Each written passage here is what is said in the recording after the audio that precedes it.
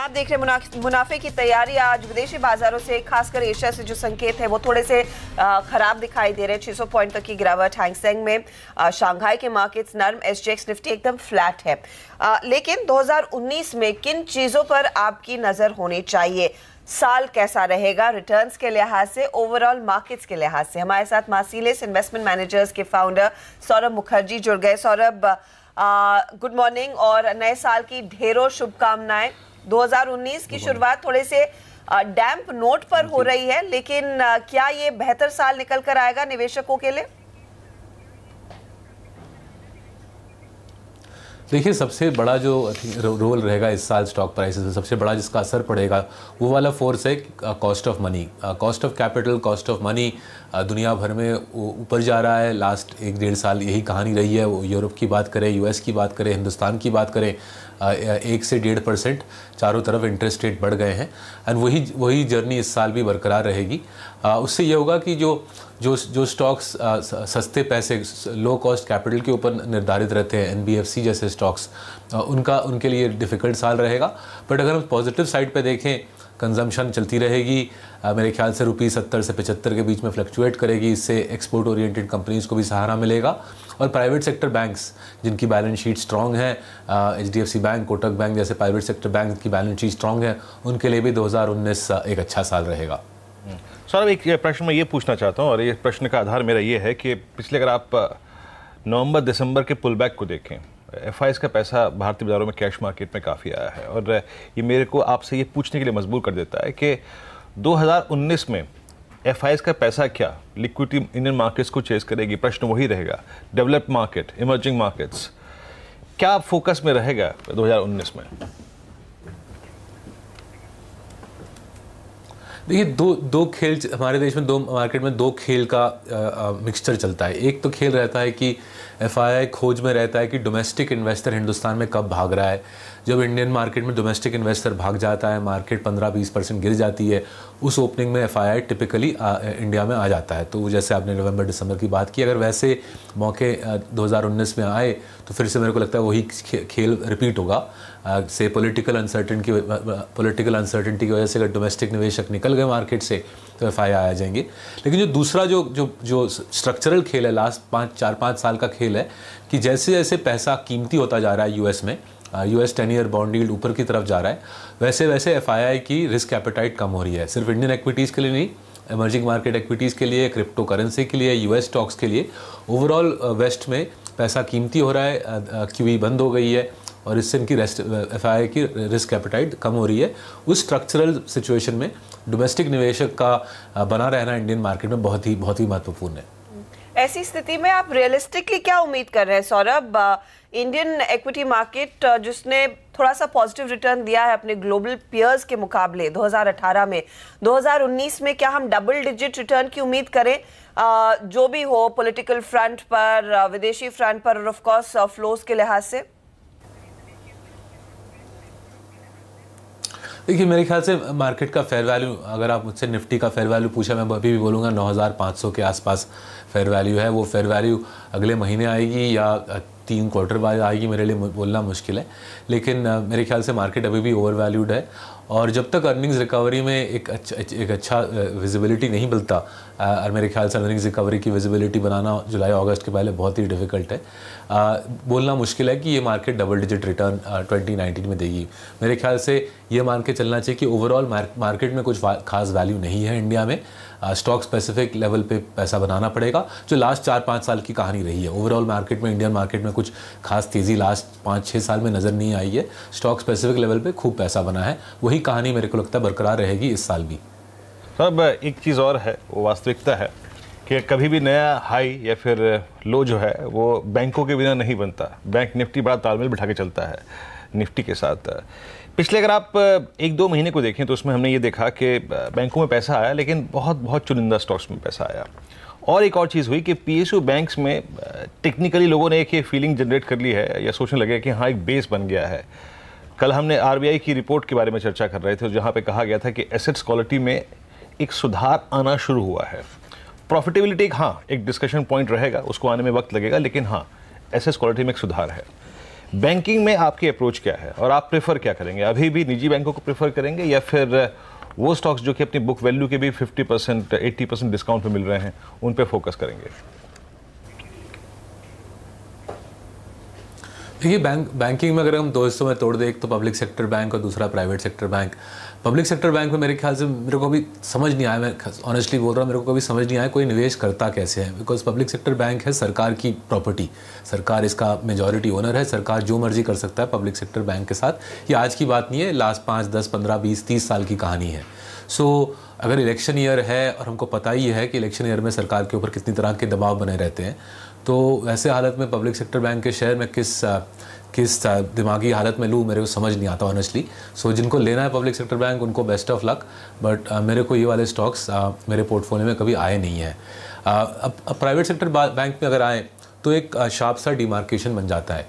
कुछ private sector bank है जिनकी बैलेंस शीट की हालत अच्छी है, उनके पास फाइनेंशियल फायर पावर है, काफ़ी दम है कि इस साल वो अच्छी तरह अपनी बैलेंस शीट को आगे बढ़ाएं। कोटक बैंक, HDFC बैंक दोनों के पास टियर 1 सरप्लस में है, दोनों के लिए मेरे ख्याल से आउटलुक अच्छी है। छोटे बैंक को अगर हम देखें, city union bank, DCB bank, इनकी भी हालत काफ़ी अच्छी है। तो प्राइवेट सेक्टर बैंक्स में मैं फोकस करूंगा वैसे बैंक्स पे जिनकी बैलेंस शीट में अच्छी सिचुएशन अच्छी है, बैंकिंग की जो कोर बैंक की मैनेजमेंट टीम बनी हुई है अच्छी तरह लास्ट 5-10 साल से, ऐसे बैंकों को मेरे ख्याल से बहुत फ़ायदा रहेगा, इनको मार्केट शेयर गेन मिलेगी NBFC से। ओके, तो निजी बैंकों का दबदबा जारी रहेगा सौरभ, बट मैं उसी मुद्दे पर अटकी हुई है जो आपने कहा कि वैल्यूएशन एक्सपेंसिव है और आप फेयर वैल्यू 9,500 के आसपास देख रहे हैं। ऐसा क्यों? क्योंकि जो पॉजिटिव्स हम गिन रहे हैं, देखिए कच्चा तेल उसमें एक गिरावट आई है, अब होपफुली यही स्थिति देखने को मिलेगी एट द मोस्ट $60, जिसको लेकर हम थोड़े से संतुष्ट रहेंगे। दूसरी तरफ अर्निंग्स ग्रोथ को लेकर भी उम्मीदें हैं कि थर्ड क्वार्टर ऑनवर्ड्स नंबर्स में सुधार देखा जाएगा। तो वो क्या नेगेटिव है जो आपको ये कन्विंस कर रहा है कि मार्केट में इस साल डबल डिजिट रिटर्न नहीं मिलेगा? वो क्या कारण है? देखिए, अर्निंग्स ग्रोथ मेन कारण। अगर हम देखें लास्ट 4-5 साल हमारी मार्केट अगर PE मल्टीपल के तौर से देखें 19 से 21-22 के बीच में रही है, आज भी वैसी हालत है। PE मल्टीपल इंडियन मार्केट की 20-21-22 के आसपास है और विजिबिलिटी अर्निंग्स ग्रोथ पे अभी भी बनी नहीं है। 5 साल से हमारी market Nifty single digit earnings growth दे रही है और मेरे ख्याल से FY19 में भी वही हालत बनी रहेगी। मेरी उम्मीद ये है कि FY19 के एंड में जब इलेक्शन होगा, इलेक्शन के उस पार एक कैपेक्स रिकवरी शुरू होगी और उसके बेसिस पे FY20 ईयर टू मार्च 20 हमारा पहला साल होगा 6 साल के बाद जहाँ पे डबल डिजिट अर्निंग्स ग्रोथ नज़र आए। तो वो वाला जो सिचुएशन है वो अभी भी प्रोबेबिलिटी के डोमेन में है। कुछ सर्टेनिटी ये नहीं है कि FY20 में डबल डिजिट अर्निंग्स ग्रोथ नज़र आएगा, लास्ट 5 साल से तो नज़र आया नहीं। तो इसलिए FY20 में अगर आया डबल डिजिट अर्निंग्स ग्रोथ तो मार्केट में एक फंडामेंटल बेसिस होगा रैली के लिए। आज की डेट में कोई बेसिस नहीं है कि बोल सकते हैं कि इस मार्केट में एक बुल रन आएगा। मार्केट महंगी है और जब तक कैपेक्स साइकिल चालू नहीं होता मैं इस मुद्दे पर अटका रहूँगा कि मार्केट महंगी है हमारे देश में। ओके, लेकिन ये आपने ब्रॉडर मार्केट की बात की कि ठीक है मेरे को अर्निंग विजिबिलिटी नहीं नज़र आ रही, लेकिन सौरभ हमेशा एक कॉम्बिनेशन होता है शॉर्ट लॉन्ग का, या फिर मैं यहाँ तेज़ हूँ, यहाँ मंदी एक्सपेक्ट कर रहा हूँ, यहाँ पे मेरे को अर्निंग विजिबिलिटी नज़र आ रही है। कुछ सेक्टर्स, कुछ स्पेस, कुछ पॉकेट्स जहाँ पर आपको लगता है कि हाँ earning visibility rest of the market या फिर रेस्ट ऑफ द सेक्टर से काफ़ी अच्छी है, जिसको आप एक प्रीमियम देना चाहें इसके आधार पर? तो हमने प्राइवेट सेक्टर बैंक की तो बात कर ही ली। आई थिंक इनकी हालत काफ़ी अच्छी है। NBFC पे प्रेशर बना रहेगा, प्राइवेट सेक्टर बैंक मेरे ख्याल से आगे बढ़ेंगे इस साल। दूसरा एरिया है एक्सपोर्टर्स। IT में अच्छी रैली एक साल चल चुकी है, मेरे ख्याल से IT की रैली बरकरार रहेगी। जो रुपये का जो वीकनेस है उसका पूरा फ़ायदा अभी तक IT सर्विसेज कंपनीज़ को पूरा अभी तक मिला नहीं है, आगे जाते हुए मिलेगा। बट फार्मा में लास्ट 2 साल से कुछ खास स्टॉक मूवमेंट नज़र नहीं आया। मेरे ख्याल से फार्मा में एक रिकवरी ओवरड्यू है। मेरे पोर्टफोलियो में फार्मा का काफ़ी बड़ा अहमियत रहेगा 2019 में। और फाइनली कंजम्पशन, जो हमारे हिंदुस्तान का फेवरेट थीम है, कंजम्पशन बना हुआ रहेगा। मेरे को कुछ खास कमज़ोरी नज़र नहीं आ रही, ना इधर FMCG में नज़र आ रही है और एस्पिरेशन में। हाँ, ये बात सही है कि जो जहाँ पे भी कंजम्पशन डेट फाइनेंस्ड है, कार्स, ट्रक्स, बाइक्स, वहाँ पे कमज़ोरी आ चुकी है। वो कमज़ोरी मेरे ख्याल से 4-5-6 महीने और बरकरार रहेगी। But overall FMCG story, aspirational consumption story मेरे ख्याल से बनी हुई रहेगी इस साल भी। और बहुत बहुत शुक्रिया आप इस कार्यक्रम में शामिल हुए और सभी पहलुओं पे बात की आपने, और एक बार फिर से आपको नववर्ष की शुभकामनाएं, हैप्पी न्यू ईयर। चलिए अब हमारे साथ इस पैनल में एक और मेहमान जुड़ चुके हैं, प्रकाश दीवान। प्रकाश जी, नववर्ष की शुभकामनाएं, हैप्पी न्यू ईयर, और मेरी तरफ से थैंक यू सर। मैं सोची थी इन्होंने कल बात नहीं, हाँ कल सुबह वाले शो में मिस कर गए हम लोग। बिल्कुल बिल्कुल वही आपने जो इतने रंगीन वो जो लगाए थे सुबह सुबह चश्मे, वो टोपी भी पहनाने के चक्कर में थी, लेकिन वो मैंने पहनी। हाँ तभी वही आप लोगों को देख के आपको टोपी पहनाई है। कभी तो साल में एक बार तो रोल रिवर्सल होना चाहिए। अच्छा ये बताइए, लग कैसा रहा है माहौल? अभी अरविंद सिंह जो है वो थोड़ा सा एक झटका दे रहा है, सुबह सुबह 650-700 पॉइंट नीचे, लेकिन ओवरऑल मूड, और जैसे कि वागले साहब ने भी एक बात स्वीकारी सुबह आज के, कल का पुल बैक ये इंडिकेट करता है कि अभी बुल्स सरेंडर करने के मूड में नहीं है। ये भी आपकी स्क्रीन पर है, और अभी सौरभ मुखर्जी 9500 की बात भी करके गए, वो भी आपकी स्क्रीन पर है। आप किस तबके में हैं? एक्चुअली मैं तो हमेशा स्टॉक स्पेसिफिक ही अपॉर्चुनिटीज ढूंढता आया हूँ और मिलती हैं, चाहे जैसा भी माहौल हो। और खास करके मार्केट को या स्टॉक्स के बिहेवियर को नए साल से कोई लेना देना है नहीं। इट इज़ ऑल अबाउट कि कितनी प्रेजेंस थी कल। जैसे वॉल्यूम थोड़े से कम रहे, कुछ संस्थागत निवेशक छुट्टी पे रहे होंगे, कुछ हमारे जैसे लोग मेहनत करने वाले थे, कुछ नहीं। तो वो आपके पास हमेशा वो एक माहौल डिमांड सप्लाई का चलता रहेगा। बट अपॉर्चुनिटीज देखिए, पिछले साल भी जनवरी में कई लोगों ने कहा कि 2018 एक बहुत ही उम्दा साल बनेगा, क्योंकि आप 2017 के उस पे शैडो में थे, तो उसकी कल्पना आगे चल के पॉजिटिव ही हो रही थी, अनुमान पॉजिटिव लग रहे थे। आज थोड़ा सा माहौल टाइट है, इसलिए थोड़े से लोग बहुत वॉलेटाइल रहेगा। कब वॉलेटाइल नहीं रहा है मार्केट हमारे सर, मतलब ये it is very easy to say कि वॉलेटिलिटी विल कंटिन्यू, ये तो सभी को पता है, हर साल ये चीज़ होती है। आप तो देखिए पैसे बनाने के मौके आपको मिलेंगे ऐसी ऐसी जगहों पर जहाँ सरकार का फोकस है और बहुत तीव्रता से वो इम्प्लीमेंटेशन या एग्जीक्यूशन स्टेज पे। कल हर्षदा से मेरी डिस्कशन होती, इन्होंने बहुत अच्छी तरह एक सेक्टर चुना, वो है इंफ्रा और कैपिटल गुड्स का। मैं उसमें यही समझाने की कोशिश कर रहा था, जो भी इंफ्रा या कंस्ट्रक्शन रिलेटेड कामकाज में है, वहाँ पे काम इतनी जल्दी होगा, इस रफ्तार से होगा अगले 2-3 महीने में कि गजब के आपको वो दिखेंगे change in the cash flows. तो इस टाइप का है। सीमेंट में अभी भी बता रहा हूँ, रियल एस्टेट अगर चलेगा 2 साल में तो सीमेंट, हाउसिंग चलेगा तो सीमेंट को वापस रीरेट होना ही है। सो इस टाइप के पॉकेट्स आपको मिलेंगे।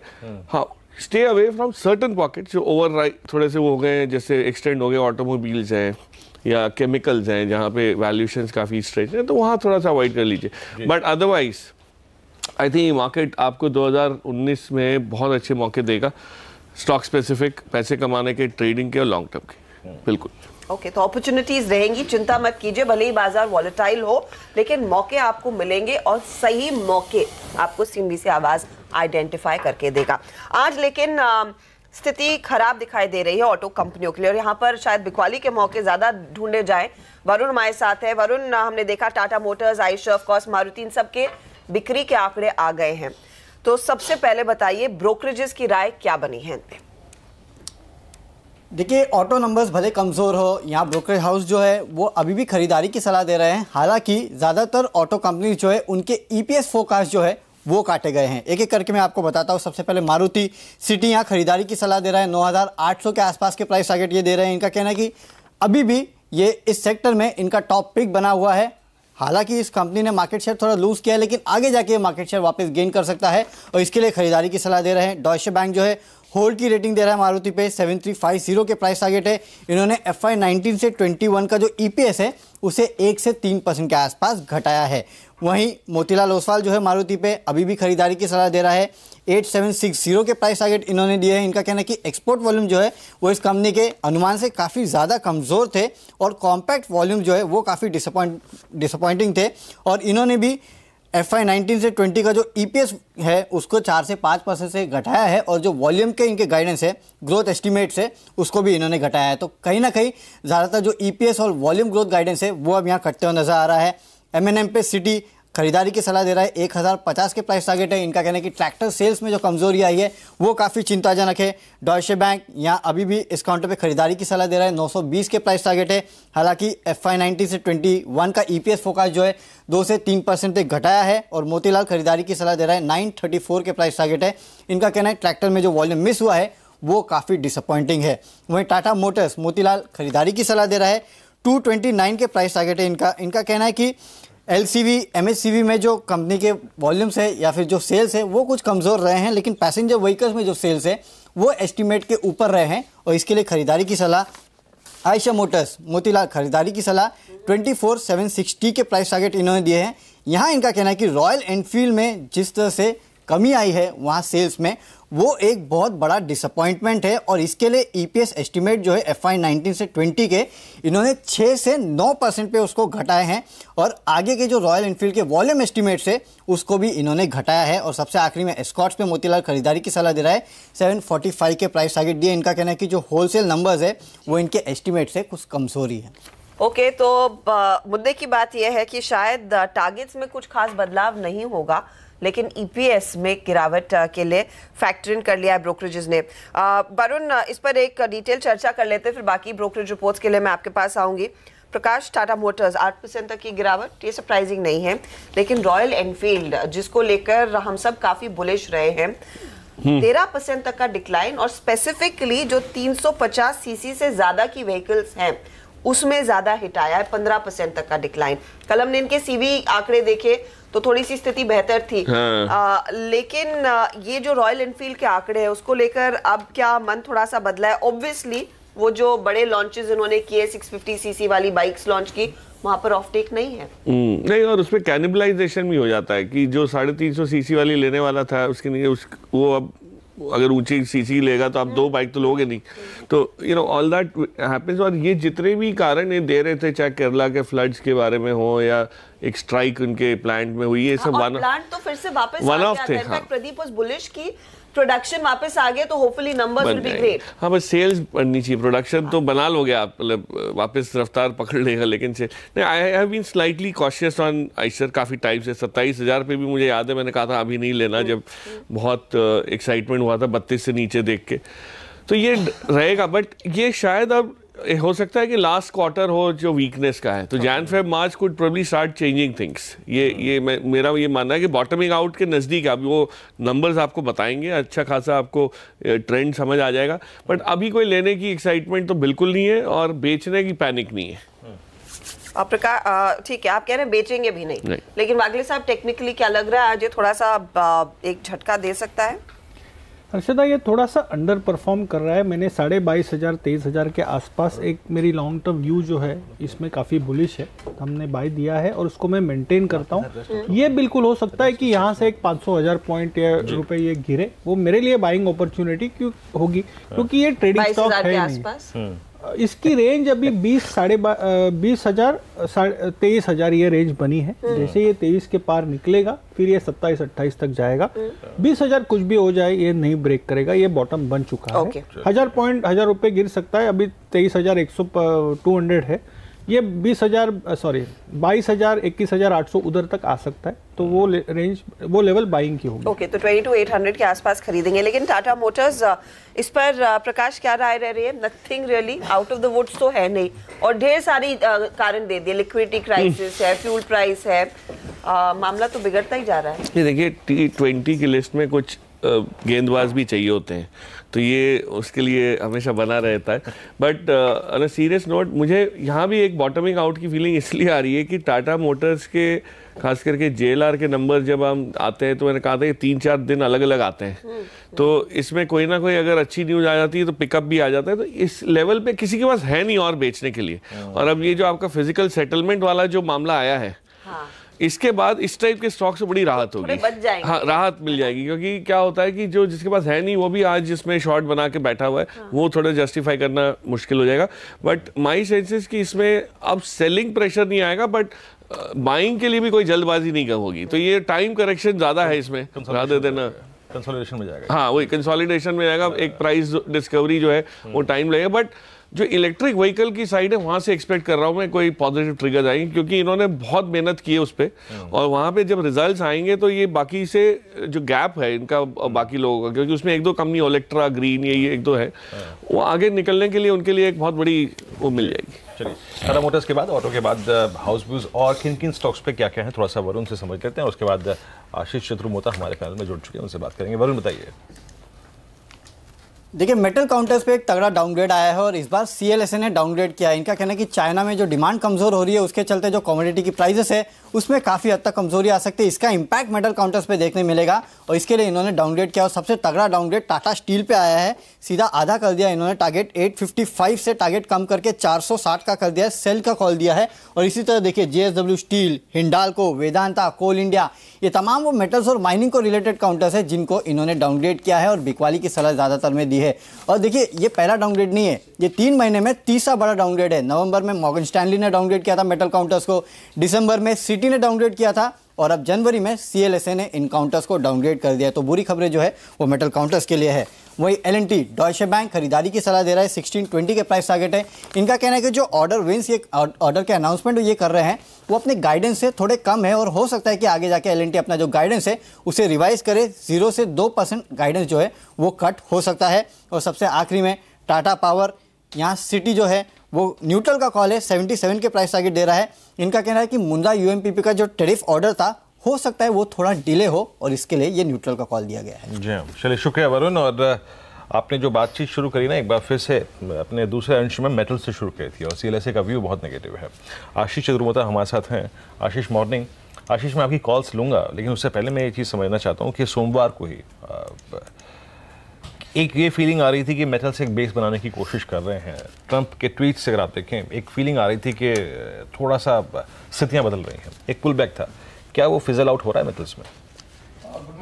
देखिए मेटल्स ने लोअर एंड पे कहीं ना कहीं अब साइडवेज हो चुके हैं। डेफिनेटली कल के सेशन में हमने थोड़ा सेलिंग प्रेशर जरूर देखने को मिला, बट ब्रॉडली अगर से आप देखेंगे तो एक साइडवेज ट्रेंड इनके अंदर बना हुआ है। जिस तरह के डाउनग्रेड्स आ रहे हैं उसमें उसके लिए मुझे लगता है बहुत हैवी वॉल्यूम्स की जरूरत है, जो कि लास्ट कुछ दिनों से डिक्लाइन होना शुरू हो गए। तो मैं नहीं कह रहा हूँ कि यहाँ पे कोई बड़ा स्ट्रॉन्ग सपोर्ट है, बट डेफिनेटली मुझे लगता है सेलिंग कहीं ना कहीं अब इन स्टॉक्स में एब्जॉर्ब हो रही है। तो मेरे ख्याल से नेक्स्ट राउंड अगर से इनको करेक्ट होना है तो बड़े वॉल्यूम्स की जरूरत है, जो इस समय पे तो अभी इन स्टॉक्स के अंदर मिसिंग नजर आती है मुझे।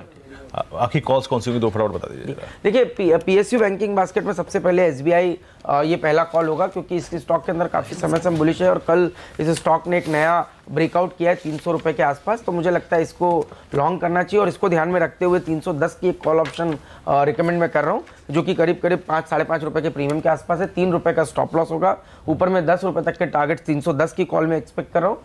ICICI बैंक, ये भी मुझे लगता है बहुत एक अच्छा ब्रेकआउट, इसमें भी वीकली चार्ट्स पे हमें नजर आया, बहुत अच्छा ओपन इंटरेस्ट का एडिशन लास्ट 3-4 दिनों में देखने को मिला है। तो इसमें 370 की कॉल लेनी चाहिए, नीचे में 4 रुपये का स्टॉप लॉस होगा, ऊपर में 15 रुपये तक टारगेट्स इस ICICI बैंक के 370 की कॉल में देखने को मिलेंगे। और एक कैश कॉल जो हमने आइडेंटिफाई किया हुआ है क्रॉम्पटन ग्रीव्स कंज्यूमर, इस स्टॉक ने एक बहुत अच्छा बेस बनाकर कल एक ब्रेकआउट किया 230 के ऊपर। तो मुझे लगता है in a very short term time frame 255 से 260 के टारगेट्स आपको बहुत जल्द इस स्टॉक में देखने को मिल सकते हैं, और उसको ध्यान में रखते हुए 220 का स्टॉप लॉस लगाकर एक delivery call Crompton Greaves consumer, इस पर ध्यान दिया जा सकता है। ओके, तो ICICI बैंक में बुल व्यू है, 370 की कॉल लेकर चले और CG कंज्यूमर पर भी फोकस 260 265।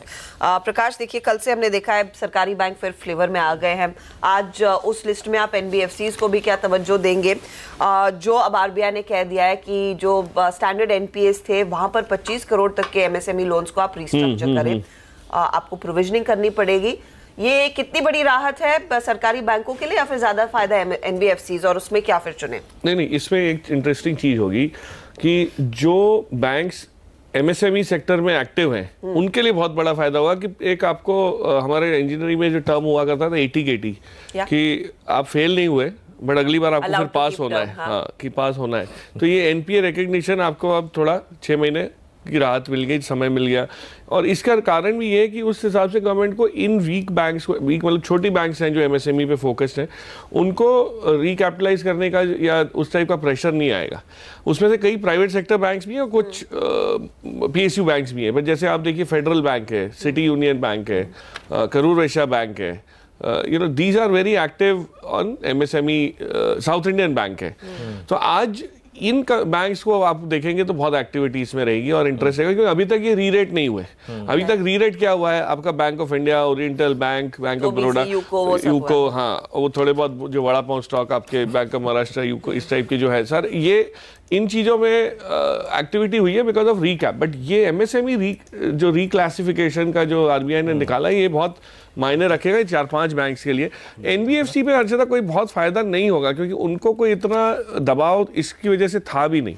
बट ये बाकी के जो बैंक्स हैं जो मैंने नाम लिए कुछ, वहाँ मुझे लग रहा है आज एक्टिविटी हुई। उसमें से आप देख सकते हैं जो एफएनओ में है वो उसके नहीं, जो मैं क्योंकि मैंने एनबीएफसी इसीलिए सोचा क्योंकि आशीष भी बोल रहे थे AB money and the likes, MAS financial, ये वो छोटी कंपनी है जो थोड़ा बहुत एक्सपोजर रखती है। वहां पर क्या अपॉर्चुनिटी है या फिर आपको लग रहा है Federal City Union? No, I would go with the banks क्योंकि बैंक्स के लिए एक बैंक्स के लिए ये पिच वापस से रीडिफाइन हुई है, खाली उनके लिए एक मार्केट ओपन हुआ है। एनबीएफसी को राहत जरूर है लेकिन वो ऐसे ही बेचारे थोड़े से अभी सहमे हुए हैं इस लिक्विडिटी को लेके। आशीष, आपने एसबीआई पे दाव लगाया है पीएसयू बैंकों में। वागले साहब और आशीष, मैं आपसे पूछना चाहूँगा, एसबीआई को छोड़ के rest of the PSU banks में आपके बेट क्या होगी और वागले साहब आपकी क्या होगी?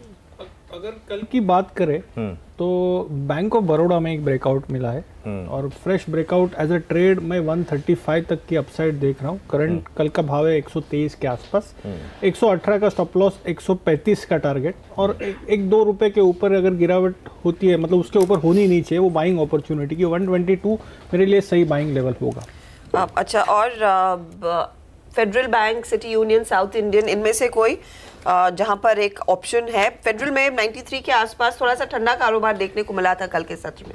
आपने सही कहा अर्शदा, ये तीनों में अगर मुझे चूज करना है तो मैं एक अंडर परफॉर्मर चूज करूंगा, वो है साउथ इंडियन बैंक। 14 रुपये 80 पैसे, 15 रुपये 50 पैसे, 60 पैसे के बीच रेंज में काफ़ी दिनों से ट्रेड हो रहा है। मुझे लगता है ये निकलने के लिए तैयार है 1750 तक की अपसाइड के लिए। आशीष, आपकी पिक क्या होगी इस स्पेस में? देखिए, एक तो पहले बैंक ऑफ इंडिया, इसको मैंने 93 फिर 98 दोनों लेवल पे हमने कवर किया और मुझे लगता है अभी भी एक बहुत अच्छा ब्रेकआउट जो हुआ है वो बहुत लंबे टाइम फ्रेम में निकला है। तो ऊपर में 117 रुपये तक की अपसाइड, 117-118 रुपये तक की अपसाइड बैंक ऑफ इंडिया में आपको देखने को मिल सकती है। और ये जो नया ब्रेकआउट हुआ है ये हुआ 103 रुपये के ऊपर, तो मैं 103 का एक स्टॉप लॉस लगाकर 118 के लिए बैंक ऑफ इंडिया पर दाव लगाना पसंद करूंगा। ओके, तो बैंक ऑफ इंडिया 115 की तैयारी यहाँ पर ये स्टॉक कर रहा है और साउथ इंडियन बैंक, लेकिन 2 और बैंक आप रेडार पर रखेंगे।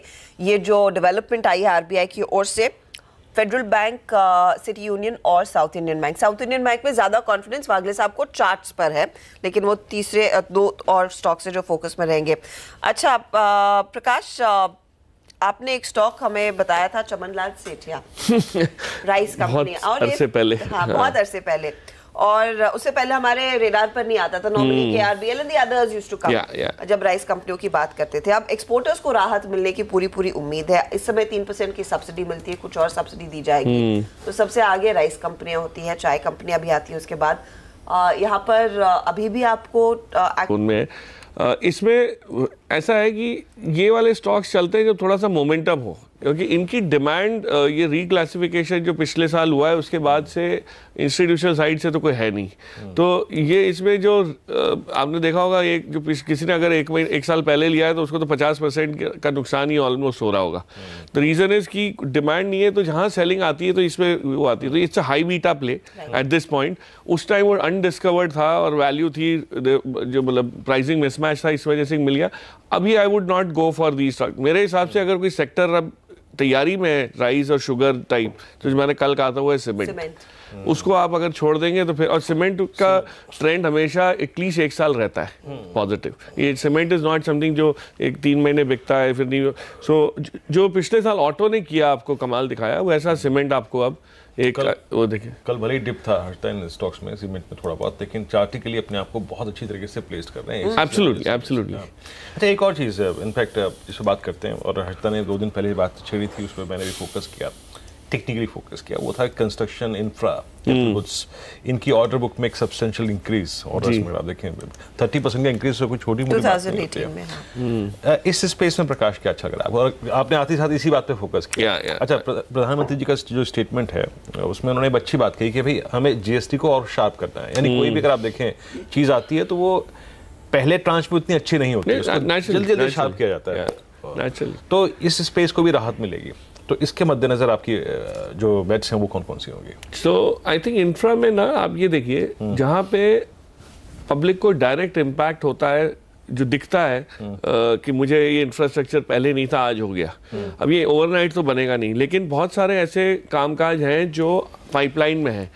उसमें अगर कंप्लीशन जल्दी आता है, जो अच्छा कईयों में पैसे नहीं जुटाए गए इसलिए नहीं हुआ, फाइनेंशियल क्लोजर नहीं हुआ, या सरकार की तरफ से कहीं ना कहीं कोई अड़चन है जो क्लियर नहीं हो पाई, एडमिनिस्ट्रेटिव इश्यूज हैं, वो सारे क्लियर होते जाएंगे। तो जो भी जिसमें भी कंस्ट्रक्शन एलिमेंट है, जो एनसीसी, एचसीसी, राम की, पीएनसी इंफ्राटेक, एमईपी, ये वाले जो मतलब जहाँ पे कारोबार चल रहा है।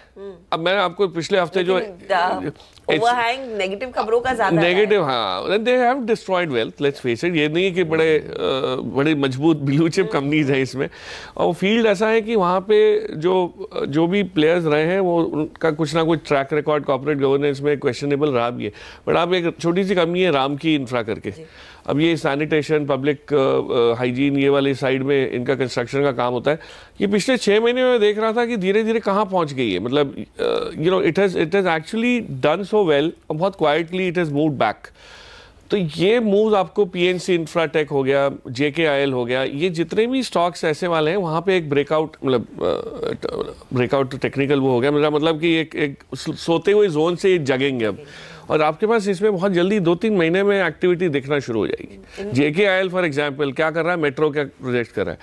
एक भी मेट्रो का फेज खड़ा हो गया तो you know it will be very positive for the this और फॉर अ चेंज अब की बारी इन्होंने ठीक से काम किया है। ऐसे लग तो रहा है, पता नहीं आई थिंक हुआ काम हुआ है, लेट्स फेस इट, काम हुआ है। और सरकार के पास लिक्विडिटी, अच्छा रेवेन्यू कलेक्शन जो आ रहे हैं वो थोड़े से बजट से ठीक ठाक ही आए हैं, कोई ऐसी। So I think they will manage to go through by February March. आपको एक क्लैरिटी आ जाएगी कि सरकार कितना कंप्लीशन में, कितना काम में हासिल कर पाएगी।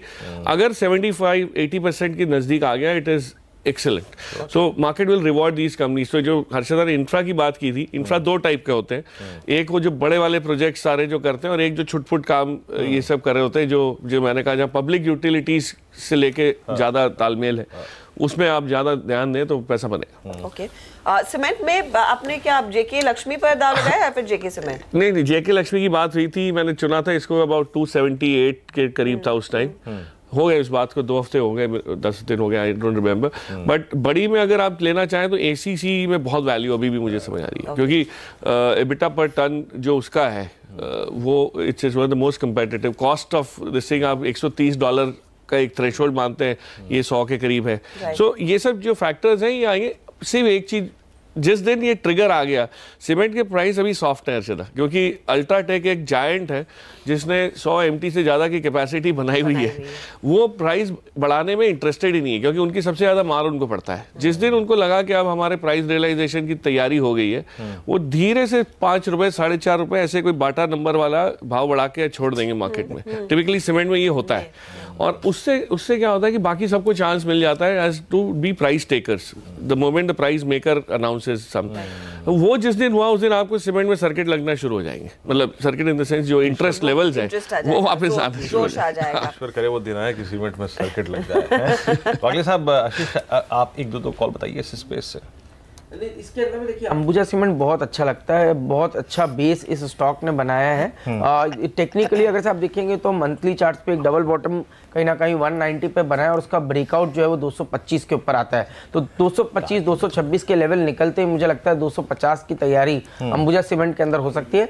222 के आसपास क्लोज है, मैं 226 के एक ब्रेकआउट का वेट करूंगा, और उस लेवल के निकलते ही मुझे लगता है ये एक लॉन्ग कैंडिडेट होगा, और तब आपको 220-221 का एक स्टॉप लॉस रखना होगा। वागले साहब, वीरू फ्रंट लाइन में मैं भी एसीसी और अंबुजा के साथ जाऊंगा। सीमेंट से हटके कंस्ट्रक्शन और कैपिटल गुड्स में बताइए। एनसीसी में तो मैं बुलिश हूँ काफी। सीमेंट्स तो यार कल आपने तो राउंडिंग बॉटम का ब्रेकआउट कर दिया, मैंने आज इसके लिए कवर नहीं किया क्योंकि कल ही बात की थी हमने, थोड़ा सा ओवरलोड हो जाता, लेकिन पैटर्न बढ़िया है, एवरी डिक्लाइन पे सीमेंट्स लेना चाहिए।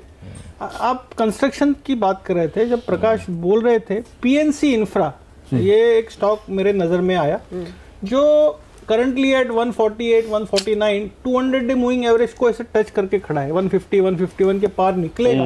और मुझे ये सेक्टर से, ये स्टॉक से शिकायत ये है कि वॉल्यूम्स थोड़े ड्राई अप हो चुके हैं, तो वो जब आएंगे तो ये स्टॉक 180, 185 कब जाएगा समझ में नहीं आएगा, बट 150 के बाद अगर सस्टेन करता है और वॉल्यूम्स आते हैं तो ये कंडीशनल बाय होगा। ओके, तो ये भी एक इंटरेस्टिंग ट्रेड। वॉल्यूम पर नजर रखिए, और वॉल्यूम में जब जोर आएगा स्टॉक भी भागेगा। 1.5% तो कल चला है। गोदरेज कंज्यूमर, मुझे याद है आशीष आपने इस पर नजरें बनाई हुई हैं। इनफैक्ट कल दोपहर खबर आई, लेकिन कल इतना ठंडा कारोबार था ना, तो बाजार ने रिएक्शन ही नहीं दिया। दरअसल सरकार ने क्रूड पाम तेल पर जो इंपोर्ट हम करते हैं उस पर ड्यूटी घटा दी है, तो बड़े पैमाने पर इनके लिए सस्ता हो जाएगा क्रूड पाम तेल लाना। क्या आपको लग रहा है उससे थोड़ा सा एक्शन आ सकता है? चार्टिकली स्टॉक कहां पर खड़ा है? और फिर ऑफ कोर्स प्रकाश में फंडामेंटल व्यू भी लूंगी। हर्षदा, पिछले 5-6 दिनों से कंसोलिडेशन में है, ऊपर में 820 निकल नहीं रहा है, नीचे में 800 के लेवल पे एक अच्छा सपोर्ट भी है। जिस तरह से आपने कहा ये न्यूज़ का इम्पैक्ट अगर से आता है तो स्टॉक 820 के उस ब्रेकआउट पॉइंट को क्रॉस करेगा, और जैसे ये लेवल निकलेगा आपको 845 तक की जगह गोदरेज कंज्यूमर प्रोडक्ट्स में देखने को मिल सकती है। अगर से करंट लेवल्स पे बात करें तो मेरे हिसाब से 795 एक अच्छा सपोर्ट होना चाहिए। 795 के स्टॉप लॉस से लॉन्ग पोजीशन कोई बनाता है तो फेवरेबल रिस्क रिवॉर्ड है, करंट लेवल्स पे पोजीशन बनाई जा सकती है, और 820 के ब्रेकआउट पे पोजीशंस पे और उसको नया एवरेज किया जा सकता है। प्रकाश, आप कैसे पढ़ रहे हैं इस खबर को?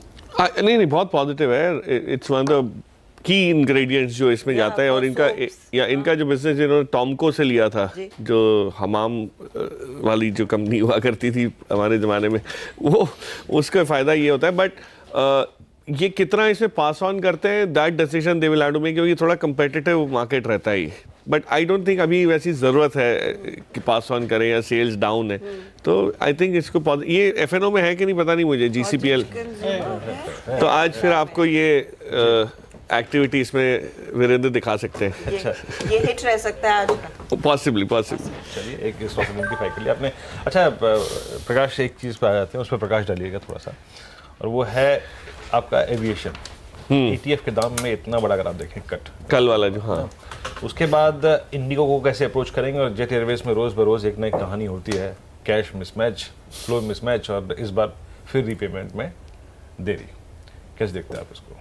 सो जेट की रीपेमेंट में देरी इज नॉट सरप्राइजिंग, बट जो स्पाइस जेट को इसका एडवांटेज, हाँ एग्जैक्टली। सो जो गिरावट थोड़ी सी थम गई थी क्रूड में जान आने की वजह से, मतलब क्रूड इन द सेंस इनके लिए फेवरेबल होने की वजह से, वो हो सकता है अब थोड़ी सी क्रूड ATF प्राइसेस जो गिरे हैं, उसका मैं एक ही चीज़ बताना चाहूँगा। कल सुबह मैं सोच रहा था, हम इस चैनल पे नहीं था, सिस्टर चैनल पे था, कि लोग ये ना सोचें कि अब तेज़ी वापस करने का टाइम आ गया। ये एक्चुअली ATF प्राइस गिरे हैं आफ्टर अ लॉन्ग टाइम, लेकिन ऑलरेडी इनको फायदा हो चुका था, मतलब ये प्राइस में हमने ऑलरेडी वो प्राइसिंग करा हुआ है, तो ये तो अब इवेंट हुआ है या न्यूज़ आई है, तो क्रूड गिर रहा है, लेकिन हमने ATF के भाव लेट बढ़ाए, तो दिसंबर के नंबर्स में इनको कोई राहत नहीं दिखेगी।